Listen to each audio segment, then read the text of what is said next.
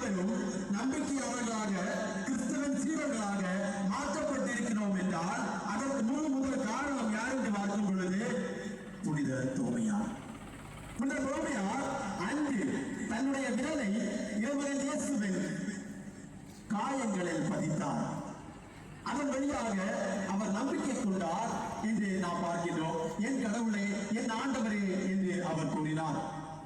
இன்னும் நாம் அந்த தோமையாரின் வழியாக இறைமகன் இயேசுவின் விழா எலும்பிலும் அவருடைய காயங்களிலும் நாமும் கையை வைக்கின்றோம்.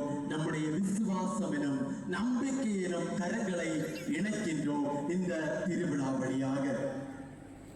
இந்த ஒரு வருட காலம் இறைவன் செய்த அனைத்து நன்மைகளுக்கும் நன்றியாக இந்த திருவிழாவை நாம் எடுத்துக் கொண்டிருக்கின்றோம். இந்த நன்னாளில் எதிர்நோக்கு எவ்வாறு இயற்கையை பேணுகிறது என்பதை பற்றி நாம் பார்ப்போம். விவிலியத்தின் ஆதாரத்திலிருந்து நாம் பார்க்கும் பொழுது ஒரு சிறிய கேள்வி உங்கள் எல்லாருக்கும் தெரியும். கடவுள் மனுஷனை முதல்ல படிச்சாரா, இயற்கையை முதல்ல படிச்சாரா? கடவுள் மனிதனை முதல்ல படைச்சாரா, இயற்கையை முதல்ல படைச்சாரா? யார? இயற்கை. தொடக்க நூலில் நாம் பார்க்கின்றோம் கடவுள் முதல் 5 நாட்கள், தொடக்க நூல் 1ஆம் அதிகாரத்தை நாம் பார்க்கின்றோம். முதல் 5 அதிகாரங்கள் கடவுள் இயற்கையை படைக்கின்றார். தொடக்க நூல் 1ஆம் அதிகாரம் 25ஆம் வசனம் 5ஆவது நாள் இயற்கையை அவர் படைத்து முடிக்கின்றார்.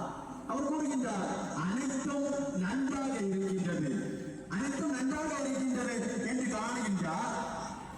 6ஆவது நாள் அவர் மனிதனை படைத்து அனைத்தையும் மனிதனுடைய கரங்களுக்கு கொடுக்கின்றார். ஏனென்றால் அந்த மனிதன் அதனால் வாழ வேண்டும். அவன் உழைக்கவில்லை அந்த நேரத்தில். காரணம், இயற்கை அவனுக்கு உணவளித்தது.